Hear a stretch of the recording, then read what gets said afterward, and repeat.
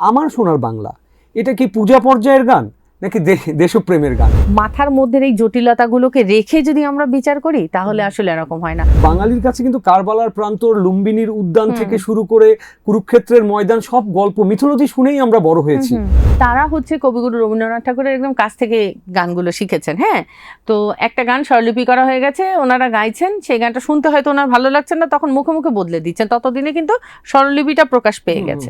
তো এই কারণে অনেক সময় আমাদের ওই শেখার মাঝে স্বরলিপির সাথে কিন্তু একটা তারতম্য ঘটে।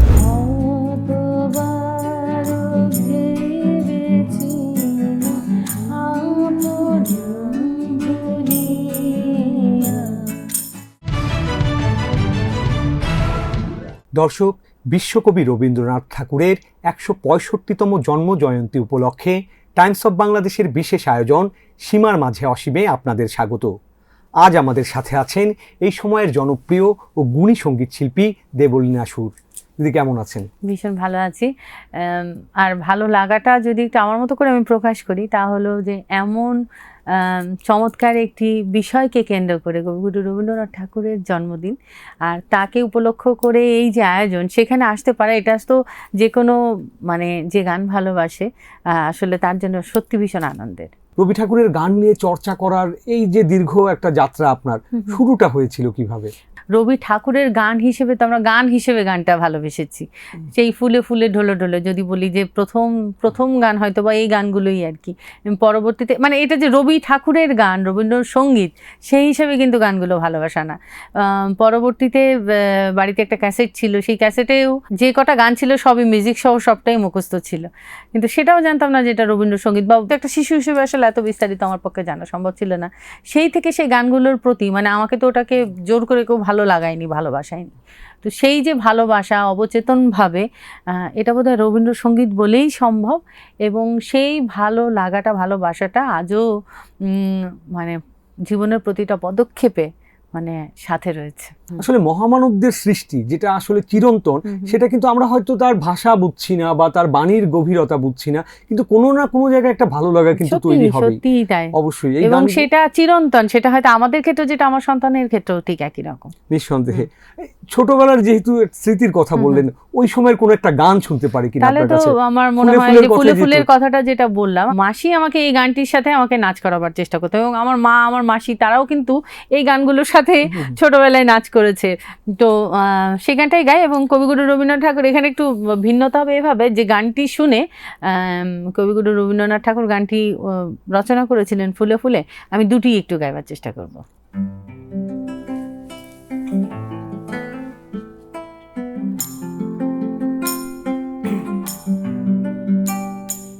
Banks and birds of warmly bloom, how can we bloom so fresh and fair?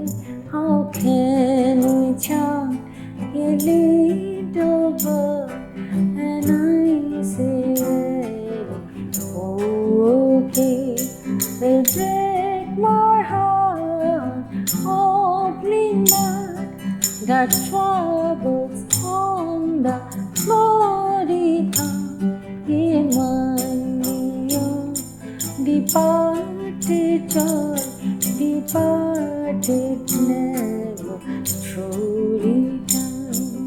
Phule phule dhole dhole bahe kiva merubai, phule phule ঢোলে ঢোলে বহে কিবা মেরুবাই, কোটিহি এলো তুলে কল্লোলে চলে না যায়, কোটিহি এলো তুলে কল্লোলে চলে যায়, ফুলে ফুলে ঢোলে ঢোলে বহে কিবা মেরুবাই, পিকো কিবা কুঞ্জে কুঞ্জে, পিকো কিবা কুঞ্জে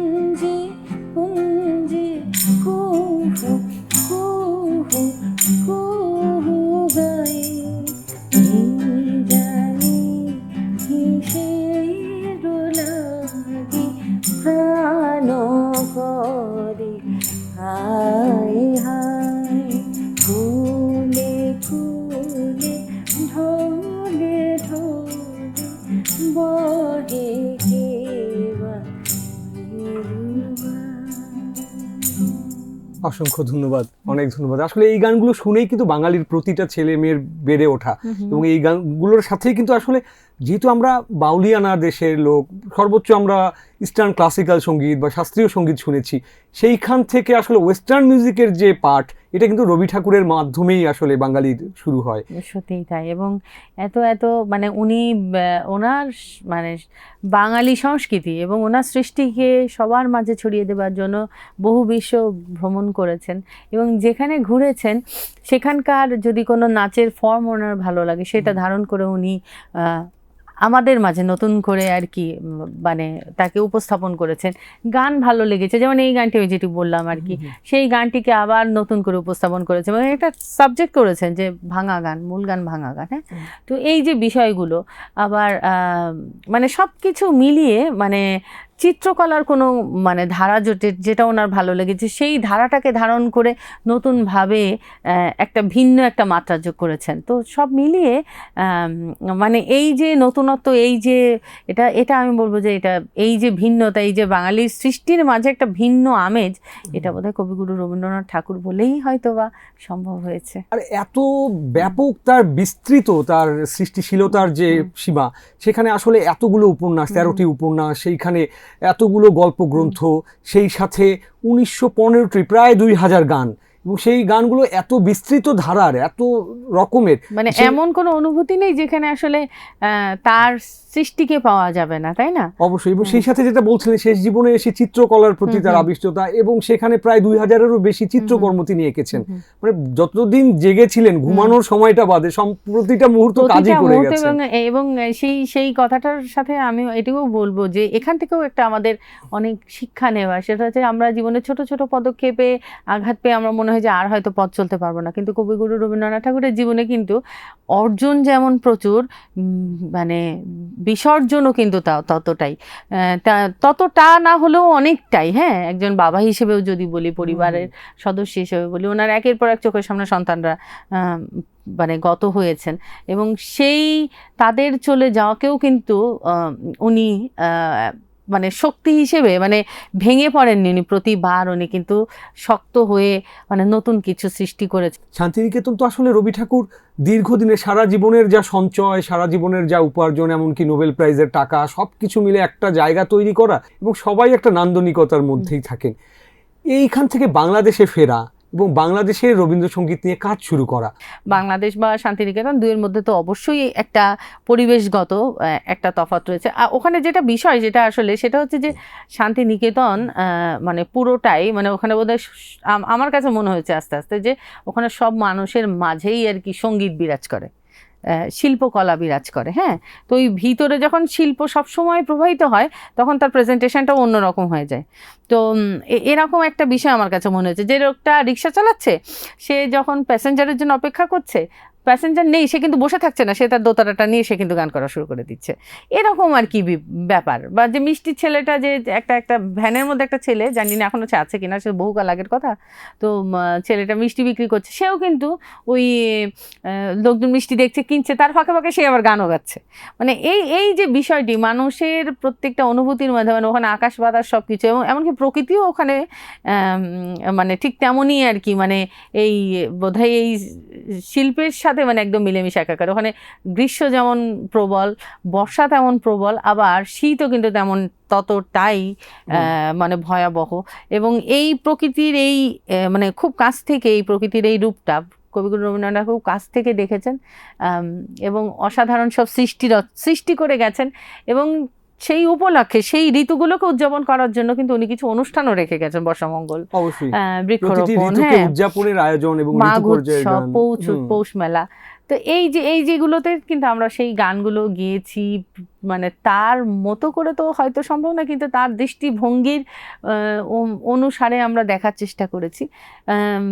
তো সেটা তো অবশ্যই ভীষণ ভালো লাগে, সেই ভালো লাগাগুলো আজও ভীষণ মিস করি। সহজই আসলে জীবন কিন্তু সহজই আমরা জটিল করে তুলি। সেটাই। এবং রবি ঠাকুর কিন্তু বারবার এই ক্ষেত্রেই বলে গেছেন হুম। যে জীবনের সহজীকরণের যে বিষয়। আজকে যেহেতু আমাদের আয়োজনের নাম সীমার মাঝে অসীম, আসলে আমরা এই ছোট্ট সীমাতেই আমরা দুজন মিলে অসীম রবি ঠাকুরকে নিয়ে কথা বলার চেষ্টা করছি, ধরার চেষ্টা করছি। এই সময়ে শেখা কোনো একটি গান যদি আমাদের শোনাতেন। এই সময় আসলে শেখা তো প্রতিনিয়তই শিখছি, শেখার আসলে কোনো শেষ নেই।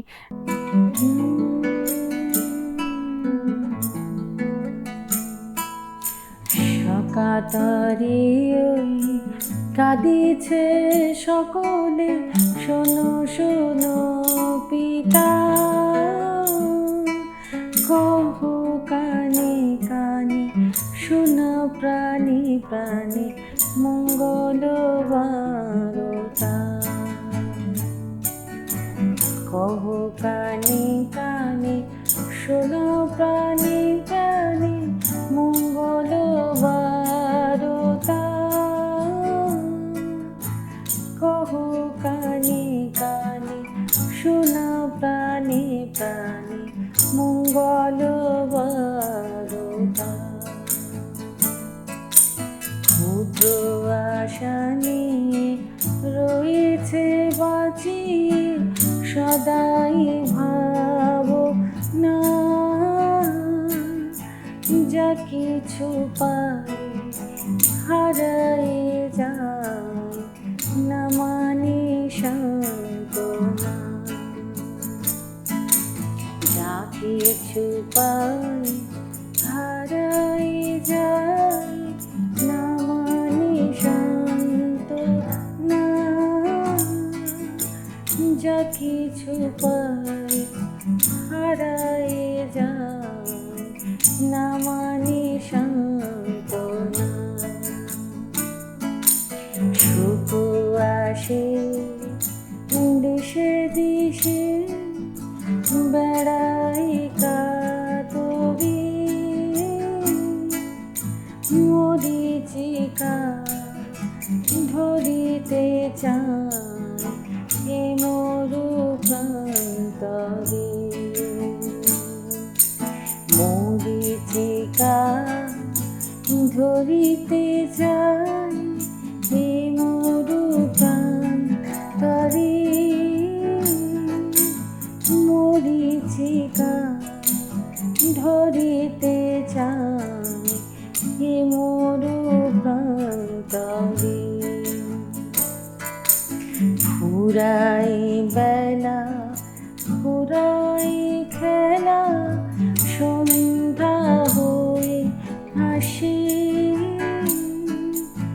কাঁদে তখন আকুল মন, কাঁদে তরাসে। কাঁদে তখন আকুল মন, কাঁপে তরাসে। কাঁদে তখন আকুল মন, কাঁপে তরাসে। কি হবে গতি বিশ্বপতি, শান্তি কোথা আছে, তোমারে দাও আশা পুরা, তুমি কাছে। তোমারে দাও আশা পুরা, তুমি কাছে। তোমারে দাও আশা পুরা, তুমি কাছে। সারা বিশ্ব জুড়ে যত রকমের আসলে মানবতার বিপর্যয় তার বিরুদ্ধেই কিন্তু রবি ঠাকুর দাঁড়িয়েছেন এবং গানে গানে প্রতিবাদ জানিয়েছেন যুগে যুগে। এখনো তার এই গান আসলে প্রযোজ্য, প্রতি মুহূর্তে প্রতি সময়ের সাথে আরো তীব্রতর। আমাদের ওখানে গান শেখার একটা ব্যাপার ছিল শান্তিনিকেতনে, সেটা হচ্ছে যে অনেক গান, এটা একটা খুব মানে সিক্রেট বিষয় আর কি, হ্যাঁ, যেটা হয়তো শুধু ওখানকার স্টুডেন্টরাই জানে বা তারাই মানে সেই অবধি আর কি হয়তো রয়েছে ব্যাপারটা। সেটা হচ্ছে যে আমরা যখন গানগুলো গাইতাম আমরা কিন্তু কখনোই স্বরলিপি দেখে গাইতাম না, হ্যাঁ, গুরুর মুখে, গান তো গুরুমুখী বিদ্যা, আমরা গুরুর মুখ থেকে গানটা শুনতাম, সেটা তাল কোথায় কি, মানে এই যে ছবি আঁকা মানে স্কেচ করে আমাদের, মানে একটা গান আমরা যখন লিখতাম তখন আর কি বলতেন যে এখানে কিন্তু মির হবে, এখানে কিন্তু এরকম হবে, হ্যাঁ, এখানটা এরকম হবে, এই গানটা কিন্তু এখান থেকে শুরু হচ্ছে। তো মানে এইভাবে আমরা গানগুলো গাইতাম এবং সেই গানটা যদি হুবহু আমি স্বরলিপির সাথে মেলাতাম তাহলে দেখা যেত যে কোথাও না কোথাও একটু তারতম্য আছে। কেন তারতম্য আছে সেটারও একটা ব্যাখ্যা রয়েছে। ব্যাখ্যাটা হচ্ছে এটাই যে আমাদের শান্তিনিকেতনে সঙ্গীত ভবনের শিক্ষকরা কারা ছিলেন, কণিকা বন্দ্যোপাধ্যায় বা অন্যান্যরা, শান্তিদেব ঘোষ, তো তারা হচ্ছে কবিগুরু রবীন্দ্রনাথ ঠাকুরের একদম কাছ থেকে গানগুলো শিখেছেন, হ্যাঁ। তো একটা গান স্বরলিপি করা হয়ে গেছে, ওনারা গাইছেন, সেই গানটা শুনতে হয়তো ওনার ভালো লাগছে না, তখন মুখে মুখে বদলে দিচ্ছেন, ততদিনে কিন্তু স্বরলিপিটা প্রকাশ পেয়ে গেছে। তো এই কারণে অনেক সময় আমাদের ওই শেখার মাঝে স্বরলিপির সাথে কিন্তু একটা তারতম্য ঘটে। কিন্তু বাংলাদেশে কিন্তু এই ব্যাপারটা, যদি এখন ওই গানটা যদি একদম হুবহু এইভাবে গাইতে চাই তাহলে অনেকে বলবে যে একটু স্বরলিপি ছাড়া হয়ে গেছে। রবি ঠাকুর তো আমাদের জাতীয় সঙ্গীতের প্রবক্তা এবং তিনি আমাদের, তার লেখা গানই আমাদের জাতীয় সঙ্গীত। সেটা নিয়েও আমরা দেখি কখনো কখনো বিতর্ক হচ্ছে, রবীন্দ্রনাথকে একটা নির্দিষ্ট ধর্মের মানুষ হিসেবে আবদ্ধ করার চেষ্টা করছে। আপনারা যারা শান্তিনিকেতনে পড়েছেন বা সেই পরিবেশটায় ছিলেন, আপনারা কিভাবে রবি ঠাকুরকে দেখেন? যে আমার ভগবান, আর একজনের আল্লাহ, আর একজনের জিসাস, আর একজনের গৌতম বুদ্ধ। আমার কাছে তো সবাই সমান, মানে আমার জন বেস্ট, বাকি জন মানে এরকম ভাবে আসলে এটা কিন্তু আমাদের শিক্ষা ছিল না।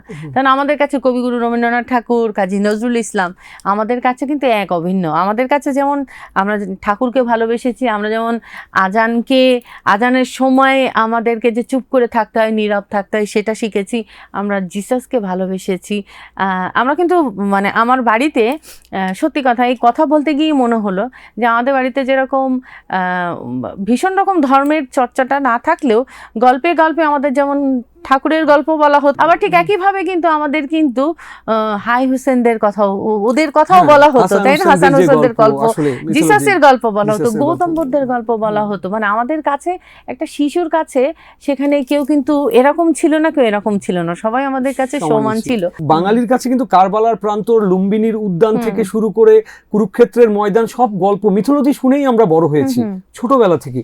তাহলে এখন যে সময় এসে দাঁড়ানো হচ্ছে এবং বলা হচ্ছে যে জাতীয় সঙ্গীত আমাদের যেটা, এটা আসলে সেটাও একটা মানে ওই একটা বিশেষ ধর্মের মানে এরকম একটা ব্যাপার না। আমি এটাই বলছি যে হয়তোবা তারা যারা বলছেন তারা হয়তোবা এরকম এইভাবে তাদের হয়তো বড় হওয়াটা নয়। আমার সোনার বাংলা এটা কি পূজা পর্যায়ের গান নাকি দেশপ্রেমের গান? আপনারা কি শিখেছেন? না মানে এটা মানে পূজা পর্যায়ের যেটা গান সেটা অবশ্যই পূজা পর্যায়ের গান, যেটা স্বদেশ পর্যায়ের গান সেটা অবশ্যই স্বদেশ পর্যায়ের গান।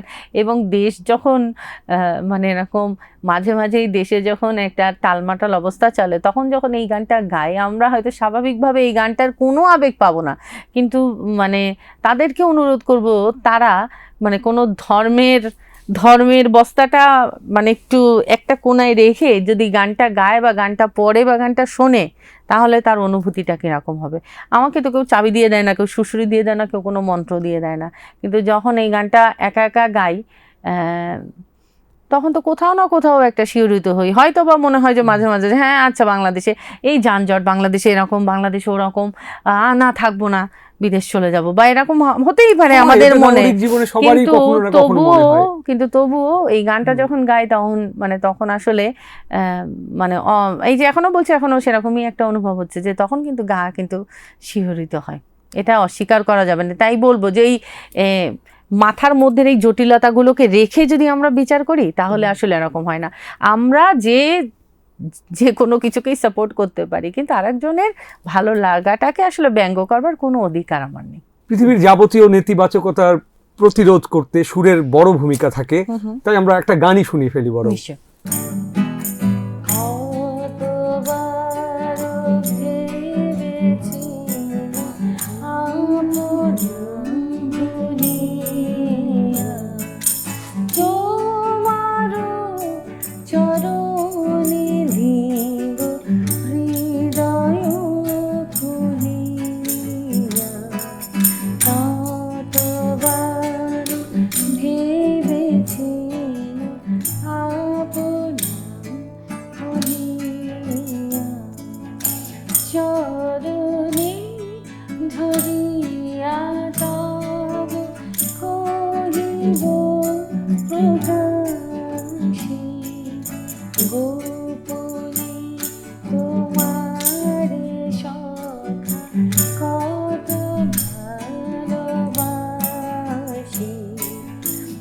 ভেবেছি কোথা তোর সঙ্গে রইব না, কেমনে তোমারে কব প্রণয়ের কথা।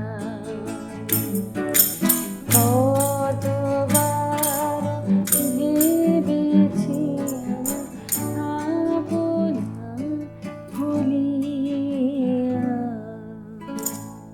অসাধারণ অসাধারণ অসাধারণ। আসলে রবি ঠাকুরের এই গানগুলোর মধ্যেই যেমন আমরা যে বলছিলাম কিছুক্ষণ আগেও, western classical music, Irish music, European মিউজিকের একটা বড় কিন্তু প্রভাব আমরা বাংলা গানে আনতে পেরেছি, এবং বাংলা গানের মধ্য দিয়ে কিন্তু ইউরোপিয়ান মিউজিক তেমনি বাউল গানেরও কিন্তু প্রভাব আমরা মানে অবশ্যই বাউলিয়ানা থেকে শুরু করে ভারতীয় শাস্ত্রীয় সঙ্গীত, তিনি তো আসলে ছোটবেলা থেকে সবই শিখে বড় হয়েছেন, মানে একদম কুস্তি থেকে শুরু করে শাস্ত্রীয় সঙ্গীত সবকিছু শিখেই তো বড় করা হয়েছে ঠাকুরবাড়ির সব ছেলেদের। এবং রবি ঠাকুর হয়তো তার শ্রেষ্ঠ ফসল, বা প্রকৃতি তাকে তৈরি করেছেন দীর্ঘদিন ধরে একটা পরম্পরা সূত্র ধরেই বলবো যে শুধু বাড়ির ছেলেরা নয়, বাড়ির বৌমাদেরও কিন্তু তবলা শেখানো হতো, বাড়ির বৌমাদের ঘোড়ায় চড়ানো শেখানো হতো, মানে ঘোড়া চালানো। এবং বাড়িতে বড় বড় ওস্তাদরা থাকতেন সঙ্গীত শিক্ষা করাবার জন্য, উচ্চাঙ্গ সঙ্গীত শিক্ষা করবার জন্য। তো এই যে এই মানে এই ব্যাপারটা তো আমরা কখনোই আসলে ভাবতে পারি না, এটা শুধু প্রচুর অর্থ থাকলে হয় না, এটার জন্য একটা ভীষণ রকম মানসিকতা থাকার দরকার আছে। এবং পরিবারের সবাই মিলে বছরে কিংবা একটা নির্দিষ্ট সময়ে একটা নাটক উপস্থাপন করা, একটা সাংস্কৃতিক উৎসব, সাংস্কৃতিক অনুষ্ঠান উপস্থাপন করা, লেখা, এমনকি মানে কি নান্দনিক, এই ব্যাপারটা আমি সব জায়গায় বলি। সেটা হচ্ছে যে উনি জ্যোতি দাদা বা ওনার বড়দার সাথে বোটে করে ঘুরতে গেছেন, তো সাথে একটা পিয়ানো আছে, পিয়ানোটা বাজাচ্ছে, পিয়ানোর সুর বাজছে, তার উপরে ভিত্তি করে, সেই সুরের উপর ভিত্তি করে উনি কথা লিখে যাচ্ছেন, এবং তারপর কিন্তু গানে শুরু হয়ে যাচ্ছে। তো এই যে নান্দনিকতা, এটা আসলে আমরা এত এত এত বছর পরেও কিন্তু ভাবতে পারি না। অবশ্যই অবশ্যই, কারণ একটা মানুষ এত দিক দিয়ে গল্প, উপন্যাস, কবিতা, গান, বিশেষ করে গান তো তার সারা বিশ্বে ছড়িয়ে গেছে, এবং সেই সাথে তার গীতিনাট্য, নৃত্যনাট্য, চিত্রকলা, পত্র সাহিত্য, সবকিছুই তার যা করেছেন সবকিছুই আসলে অমর হয়ে গেছে। এবং ওনার কিন্তু সব সৃষ্টির মাঝে একটা ব্যাপার আমরা দেখি, সেটা হচ্ছে যে এই যে অন্ধত্বের থেকে বেরিয়ে আসা, তথাকথিত প্রথাগত নিয়ম থেকে বেরিয়ে আসা, মানে ছোট বড় এই বিভেদ না করা, মানে এই যে বিষয়গুলো, এবং এই যে কাউকে পরাধীনতার শিকলে মুড়ে তাকে অন্ধ করে না রাখা, ওনার সব সৃষ্টির মাঝে আমরা কিন্তু কোথাও না কোথাও এরকম একটা সামঞ্জস্য, একটা মুক্তির আলো, মানে এরকম একটা ব্যাপার মানে আমরা খুঁজে পাই। এবং আগুনের পরশমণি প্রাণে ছোঁয়ানোর কথা তো তিনি বলেই গেছেন, এভাবে আসলে চিরকালই তিনি তাই করে গেছেন। আরেকটি গান শুনেই ফেলতে পারি, যে গানটির কথা হলো, তাহলে এই গানটিই হয়ে যাক না একসাথে।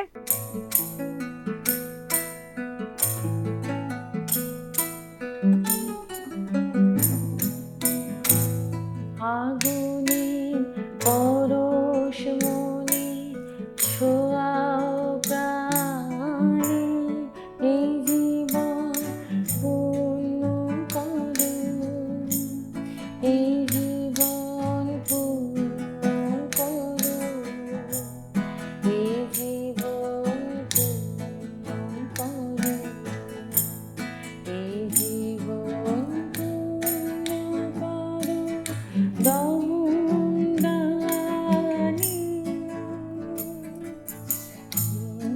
আগুনে পরশমণি ছোঁয়াও প্রাণে,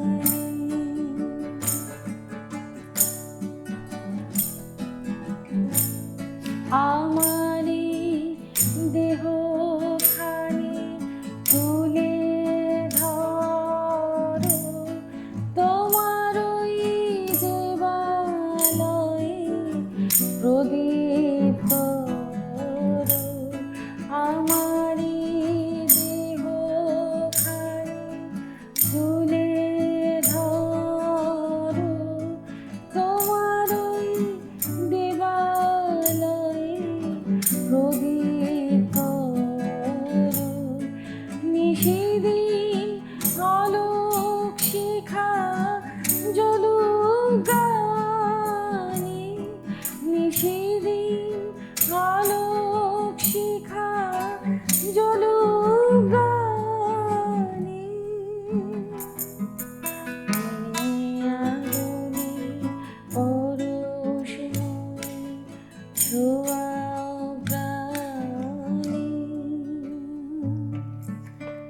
অসংখ্য ধন্যবাদ, অসংখ্য ধন্যবাদ। আসলে এইভাবেই চিরকাল চিরজীবন ধরে রবি ঠাকুর আমাদের পথ দেখান এবং সাম্য এবং এগিয়ে চলার কথাই বলেন। কোনো না কোনো ভাবে তো মানে তার চর্চাতেই আছি, তাকে নিয়ে আছি, তাকে ঘিরেই আছি, এটাই তো আনন্দ। গানের মধ্যে থাকা এবং রবি ঠাকুরের মতো মহামানবের গান নিয়ে কাজ করা, এটা তো আনন্দের এবং চিরন্তন শান্তিময় একটা বিষয়। আমরা আয়োজনের একদম শেষ প্রান্তে চলে এসেছি। দর্শকদের কাছ থেকে আমরা বিদায় নিয়ে আসব। বিদায় নিয়ে আপনার একটি গান শুনতে শুনতেই আজকের আয়োজন শেষ করব। নিশ্চয় নিশ্চয়। দর্শক, এই ছিল আজকের আয়োজন। সঙ্গে থাকুন টাইমস অফ বাংলাদেশে।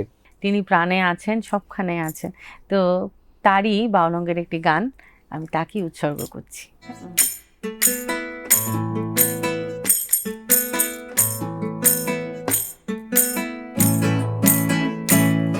আমার প্রাণের মানুষ আছে প্রাণে, তাই হেরি তাই সকলে খানি।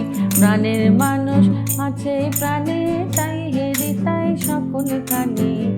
আছে সে নয়ন তারায়, আছে সে নয়ন তারায়, আলোক ধারায় তাই না হারায়।